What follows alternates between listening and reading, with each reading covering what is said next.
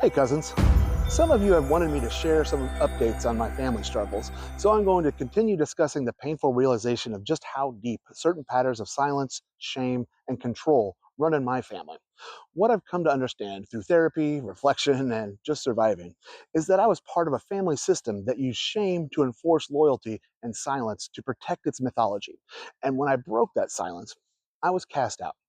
Last Easter, we decided to attend a family gathering, the first one I'd been to in over 11 years. It was going to be my wife's first and our three amazing kids' first real holiday with extended family, the kind I had growing up. But growing up, I had a very close family. After moving across the country for a decade and then enduring the isolation and devastation of the COVID years, we'd been distant for a long time.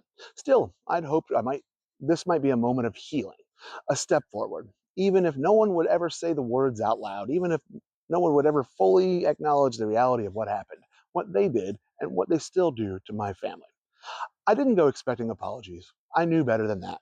But I hoped that maybe in some quiet way, there'd be space for reconnection, that showing up might mean something, that we might finally be welcomed back, even though I had done nothing wrong, and certainly not my kids.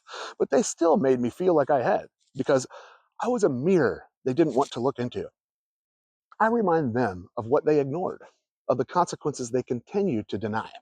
I lost my mother partly because of their recklessness, because of choices rooted in denial, misinformation, and fear disguised as freedom. And somehow, I became the problem, the one who made things uncomfortable simply by grieving honestly. What I wanted, what I still want, is not revenge, it's not retribution, it's acknowledgement. Some flicker of recognition, even unspoken, that they see the harm they caused, that they know that my mother deserved better, that we all did. But the moment my brother and his sister, and his wife heard we were coming, they backed out, just like that. And no one said anything. No one asked why. No one challenged it. It wasn't spoken aloud, but it didn't need to be. It was because of us. And somehow that was acceptable to everyone else. But my family, we get shunned for simply believing my mother's doctors and medical examiners. That kind of collective avoidance, everyone agreeing not to acknowledge the obvious truth, is how families like mine maintain control. It's a hallmark of an enmeshed or narcissistic family system, where maintaining the family image matters more than addressing harm. For years, I kept my mouth shut, even as I watched my family hurt each other, hurt my mother, and hurt their communities by denying COVID, by not denying or ignoring science, and in some cases, by abusing the trust placed in them as healthcare professionals, by pushing deadly personal politics instead of facts. Eventually, I couldn't stay silent anymore. I started telling the truth. I spoke honestly about what happened to my mother, truths no one can dispute in good faith. She died because she and the people around her chose myth over medicine. But those people were wrong, and some knew better. One of my cousins, a healthcare worker, stood at my mother's funeral and advocated for herd immunity. At the funeral, my mother's ashes were in front of me, and this cousin was essentially calling for more mothers to end up in ashes in front of their sons.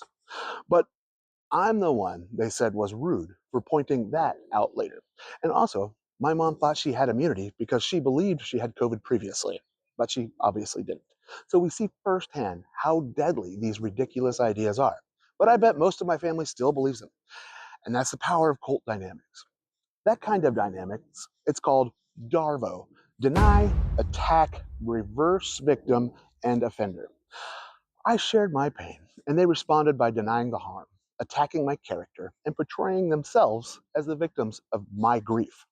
They told me I should have said something at the time, at the funeral, when I was barely functioning, when I was almost catatonic with grief. I didn't even register what she had said until days later. And even then, I held my tongue for 3 years. I didn't lash out. I didn't confront anyone in public. I sent messages. I reached out. I got silence in return.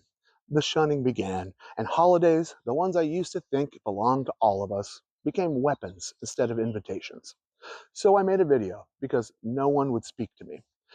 What I've learned is this: there is never a good time to challenge the accepted narcissistic family myth. If you speak up in the moment, you're told you're disruptive. If you wait, you're accused of dredging up the past. If you speak calmly, you're cold. If you speak with emotion, you're unstable. This is gaslighting, another manipulation tactic that makes you question your own perception, your right to feel hurt, your right to speak. No matter when or how you speak the truth, people invested in the myth will say you're wrong, say you're rude, say you're the problem, even your own family, after they contributed to an environment that killed your mother. They cared more about their reputations and feelings than even the lives of their own family members. This is the power of cult dynamics and why cults, like the cult of Trump, use similar tactics to control behaviors amongst their cult members. So, when exactly was I supposed to say it? When they refused to even look at me at Easter? In texts they ignored for 3 years? There was no right moment, so I made one. I said it out loud, and I'm saying it again now. The way my family protected the narrative over the people in it killed my mother. The way they have lied about her death and the way they treated me, my wife, and my innocent children almost killed me. And honestly, I don't think anyone in my family cares. And continuing to shame those of us who grieve honestly only adds more pain, more silence, more damage. These are the tools of a scapegoating dynamic, where one person becomes the target of the group's unspoken anxieties and shame. No one else has to look inward.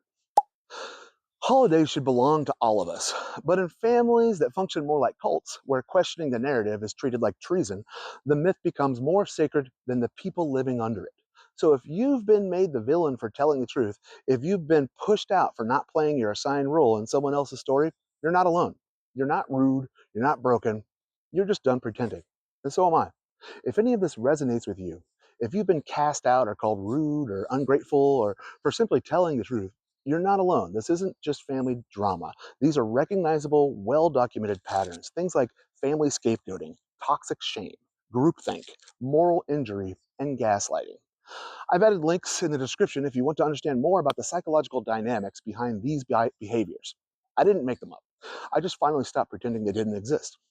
I'm also coming out with a book before long called Sacrificing Mom to the Cult of Trump that details what my mom, Betty, and I went through and the types of dynamics at play in these situations.